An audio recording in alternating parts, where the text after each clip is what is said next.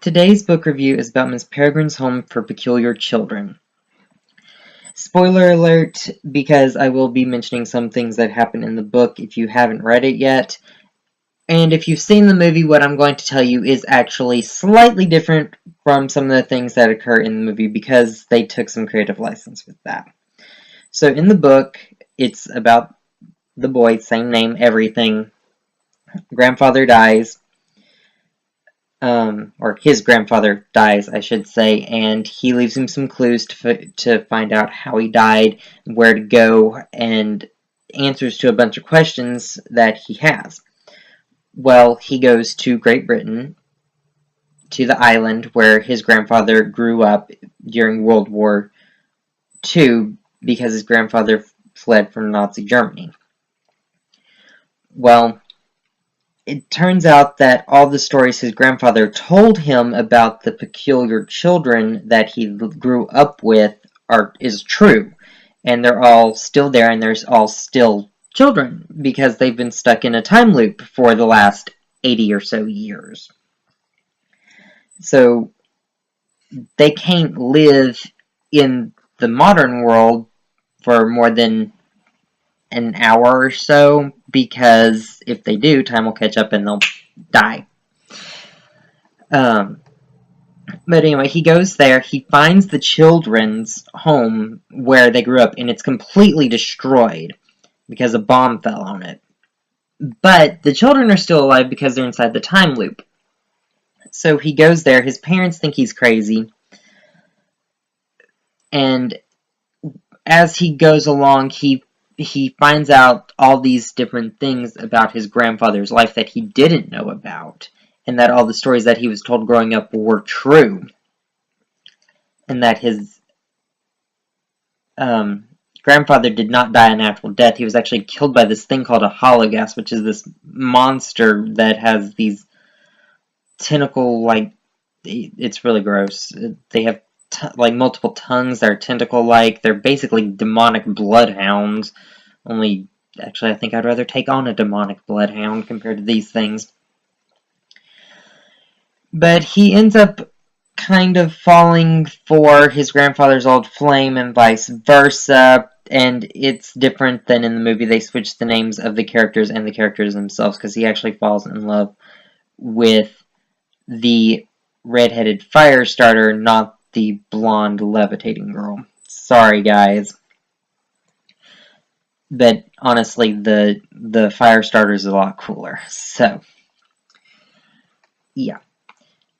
But in the end, they actually kill one of the hologast and its handler, and they end up actually getting stuck in, well, they don't get stuck, he gets stuck in the time loop, which is no longer a loop. He's actually stuck in 1947, I believe is the time, or the year that the time loop was set up,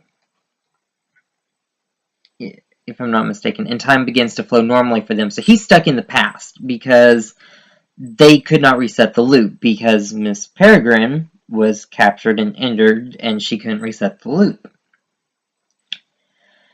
So they end up having to try and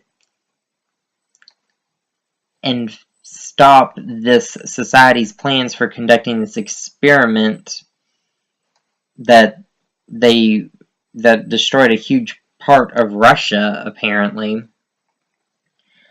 And the book ends there. I haven't actually been able to read the sequels yet, and I have them. I just haven't been able to read them yet, and I really want to. They're great. It's a great story. It seems like it's going to be slow-paced, and actually it does start out a little slow-paced, but it picks up speed, and while it doesn't have a whole lot of action in it until around the very end, it is exceptionally well written. I quite enjoyed it. The mystery elements are what hook you and draw you in, and then you've got these fantasy elements coming in, and they kind of keep your attention.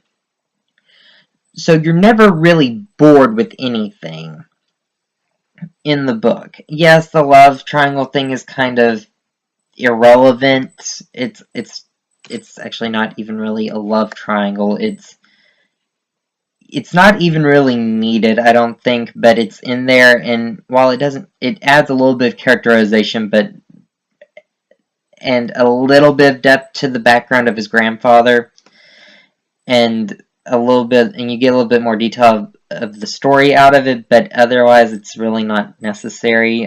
I found it to be rather unnecessary for the book, and other than that, I enjoyed the book very much, and I can't wait to read the rest in the series. So go pick it up if you haven't yet. If you like it, you like it, and I'm pretty sure you will like it. And definitely get the just go ahead and buy the first one, and if you like it, go ahead and buy the other two in the series. Because the general rule of thumb is if you like the first one, you're going to love the series. Or at least that's my general rule of thumb.